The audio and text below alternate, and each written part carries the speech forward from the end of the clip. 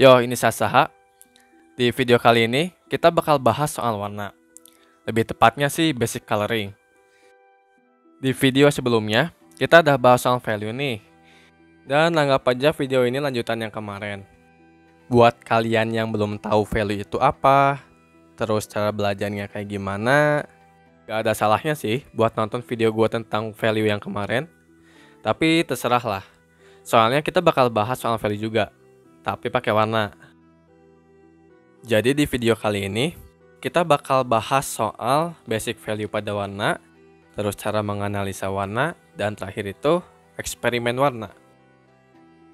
Dan buat kalian yang belum tahu value itu apa, sekarang gua jelasin dikit nih. Value itu artinya adalah nilai, yang mana si komputer ini menilai sebuah warna itu pakai angka dan huruf.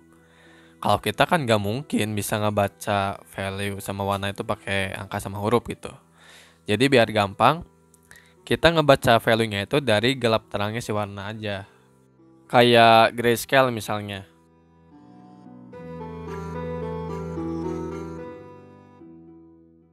Oke, sekarang kita lanjut nih memahami basic value pada warna. Jadi basic value pada warna itu, kalau kita ambil dari color picker, secara general biasanya ada 3 hal, yaitu hue, saturasi, brightness. Hue itu artinya warna, saturasi itu artinya intensitas atau kekuatan si warna, dan brightness itu kecerahan warna. Gua sih biasa nyebut mereka itu HSB. Dan terkadang biasanya para pemula itu kalau mau mulai belajar coloring, terkadang lupa buat mulai dari hal sesimpel ini, termasuk gua.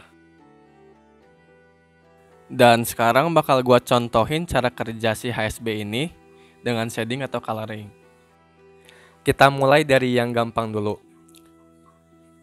Shading itu kan artinya kita ngasih warna yang lebih gelap dari sebelumnya. Salah satu cara termudahnya sih, kita tinggal nurunin si brightness-nya aja. Dan selamat, pada dasarnya kita udah bisa yang namanya shading. Simpel kan? Tapi itu baru mainin brightness-nya aja. Beda ceritanya nih, kalau kita juga mainin saturasi pada shading yang tadi. Gak cuman jadi lebih gelap, tapi si warnanya juga jadi lebih keluar. Bahkan di beberapa warna itu meskipun kita nurunin brightness-nya dikit, cuman pakai saturasi aja, kita bisa bikin si warnanya itu jadi lebih gelap. Nah, kok bisa kayak gitu? Soalnya nih, semakin tinggi saturasi pada sebuah warna, secara otomatis si warnanya juga bakal lebih gelap. Tapi kita harus bisa ngendaliin si saturasi ini. Soalnya, terkadang si saturasi ini bisa mengalihkan fokus si mata. Soalnya ya, secara gak langsung, mata itu bakal lebih fokus sama objek yang lebih mencolok. Dan saturasi ini bisa bikin si objek itu jadi lebih mencolok dari sisi warnanya. Ya simpelnya sih si objek jadi kelihatan lebih stand out. Oke, gua contohin nih salah satu cara gua atau cara paling simpel lah ya buat ngendalin saturasi. Dan di gambar ini, background sama karakternya tuh kelihatan gak nyatu. Dan gua pengennya punya style warna yang si saturasinya itu kelihatan lebih tinggi lah. Di sini kelihatan jelas ya, kalau warna si backgroundnya itu lebih pucat atau saturasinya rendah.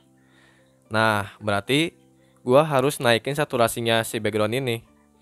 Ada banyak cara sih buat naikin saturasi. Dan salah satu caranya itu pakai multiply. Gua tinggal duplikat aja itu layer background, terus ubah layer blending modenya ke multiply. Dan otomatis saturasi warnanya naik dan kelihatan lebih gelap. Oke, gua contohin lagi nih.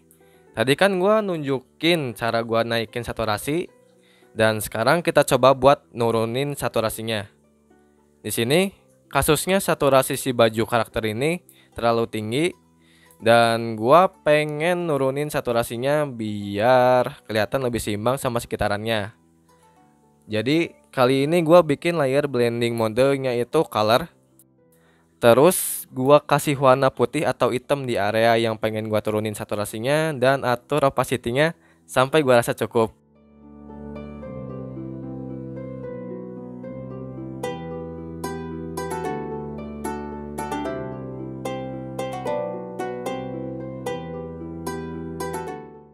Oke, barusan kan kita udah nyoba buat shading pakai saturasi sama brightness.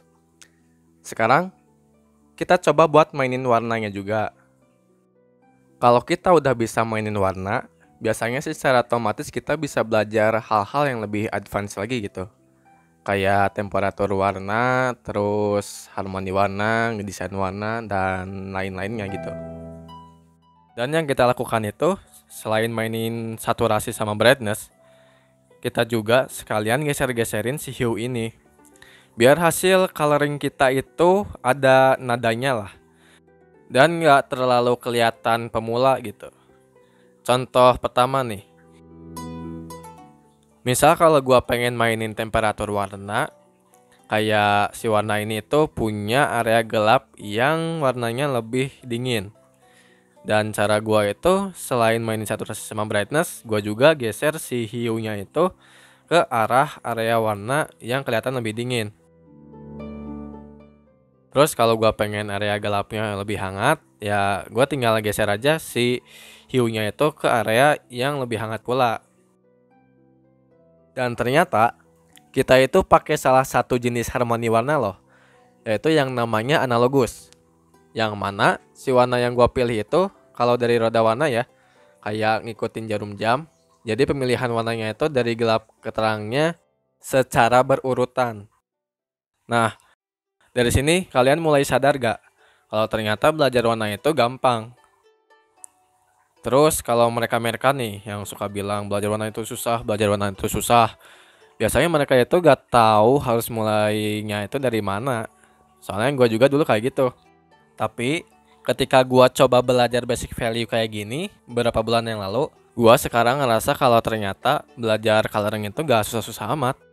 Dan setelah beberapa kali percobaan ya dalam waktu 1 bulan, gue ngerasa dia lebih bisa ngendaliin warna yang gue pakai gitu. Dan sedikit lebih peka dalam membaca warna gitu. Kalian coba sendiri dah.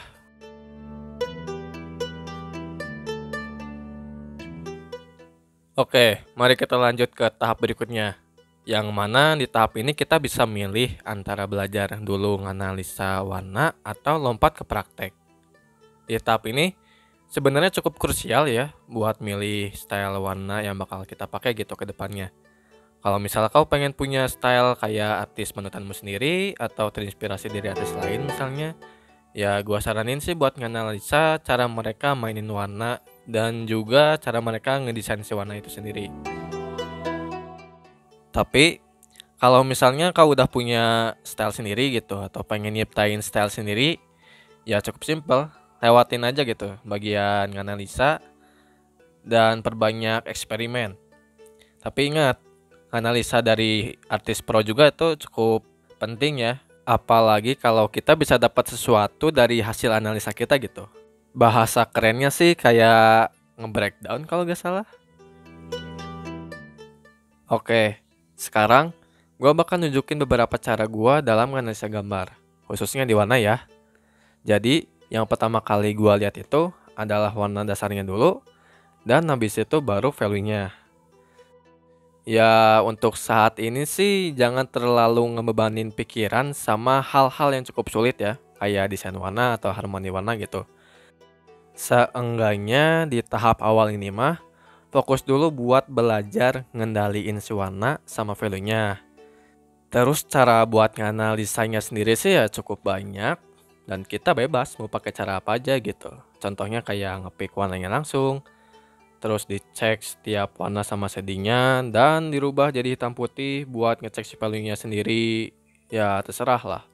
Selama kita bisa dapat informasi dari analisa kita, berarti itu udah cukup. Oke, kita lanjut ke tahap terakhir. Yang mana di eksperimen ini sih paling gue bakal ngasih beberapa saran aja ya.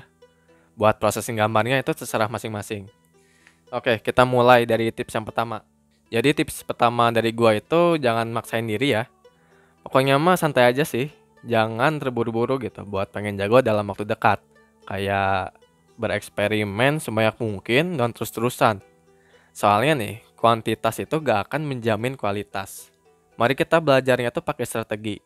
Jadi kita gak usah nggambar banyak-banyak, sedikit aja cukup. Terus kita manfaatin nih sisa waktu yang kita punya buat nganalisa hasil eksperimen atau studi kita sebelumnya. Biar ketika suatu saat kita nemu masalah yang sama, kita jadi lebih siap dan punya solusi buat masalah tersebut. Tips kedua, sambil direkam proses latihan atau eksperimennya. Ya gak wajib sih, tapi buat gua sendiri, sambil ngerekam proses latihan atau eksperimen itu cukup membantu ya.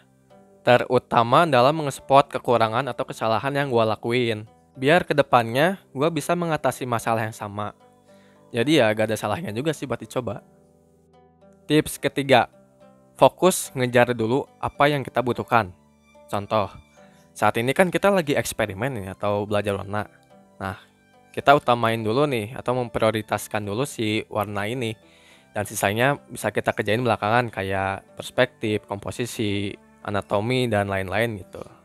Biar waktu yang kita pakai itu gak kebuang habis buat sesuatu yang gak kita kejar. Dan hasilnya waktu yang kita pakai itu jadi lebih efektif. Tips yang terakhir dari gua yaitu jangan lupa buat enjoy. Biasalah, kita bikin si prosesnya itu jadi gak se-stres mungkin kalau bisa. Tujuannya sih ya biar otak kita itu bisa lebih mudah dalam menerima informasi yang kita dapat dari hasil eksperimen kita sendiri.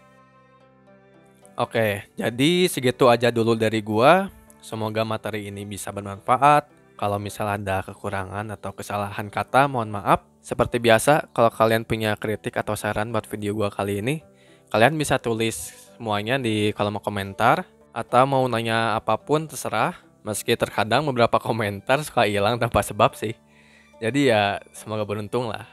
Terus terima kasih banyak nih buat kalian yang sebelumnya udah support gua di Karya Karsa. Dan terakhir sebagai apresiasi dari gua, buat kalian semua yang bikin ini channel jadi makin rame, gua kasih nih video proses gua bikin gambar ini di Karya Karsa secara gratis, biasalah.